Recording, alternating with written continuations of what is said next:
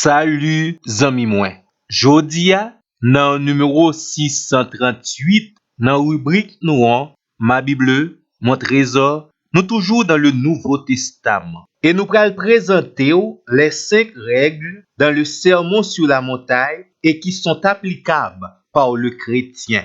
Zami mwen, nous espérons que vous connaissez déjà que le Sermon sur la montagne, c'est le premier et le plus long discours de Jésus. Nous jouons discours ça dans l'évangile selon Matthieu, chapitre 5, 6 et 7. C'est également dans le sermon sur la montagne que nous trouvons la présentation des 8 béatitudes ou bien les 8 pas spirituels qui conduisent au bonheur.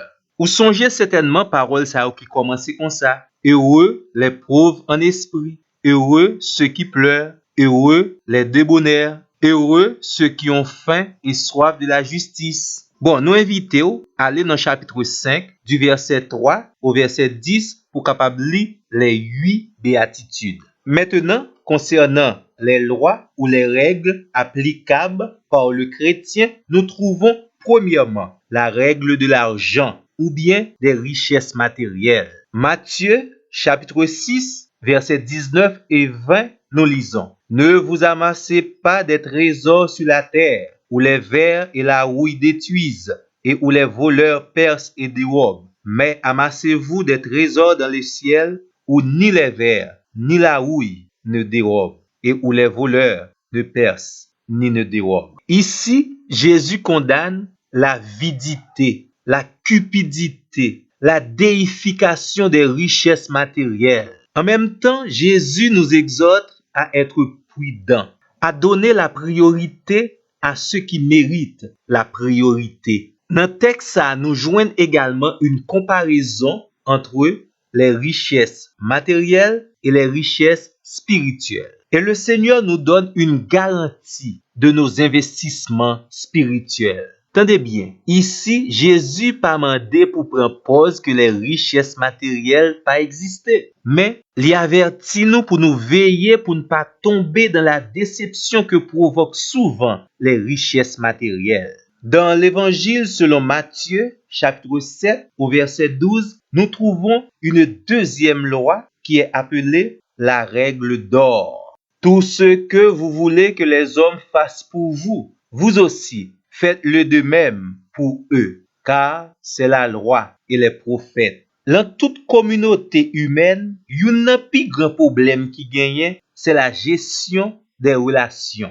Une cause, c'est parce que l'homme est un être égoïste. Nous sommes certains, si vous mettez règles ça en application, n'a gagné moins de conflits dans la relation nous avec l'autre monde. Dans Matthieu, chapitre 7, verset 1er, nous trouvons la règle du jugement. Ne jugez pas afin de ne pas être jugé. C'est vrai, c'est une règle très simple, mais il est difficile en pile pour nous mettre en application.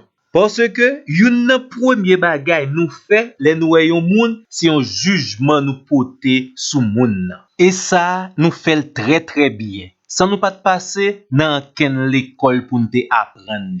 Et nous connaissons très bien. Une bagay qui est plus difficile pour nous accepter, c'est jugement moun porter sous nous. Dans l'évangile selon Matthieu, chapitre 6, verset 31 à 33, nous trouvons la règle concernant les inquiétudes.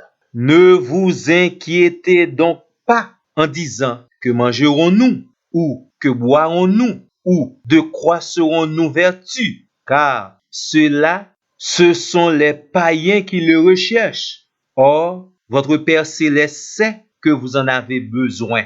Cherchez premièrement son royaume et sa justice, et tout cela vous sera donné par-dessus. La dernière règle concerne la prière, la règle de la prière.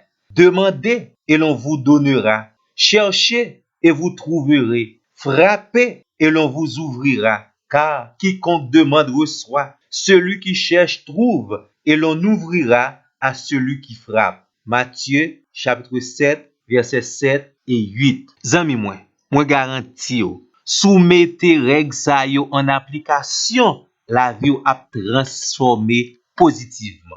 Merci parce que vous t'attendez. Et nous prenons rendez-vous ensemble avec vous pour notre plus prochain numéro.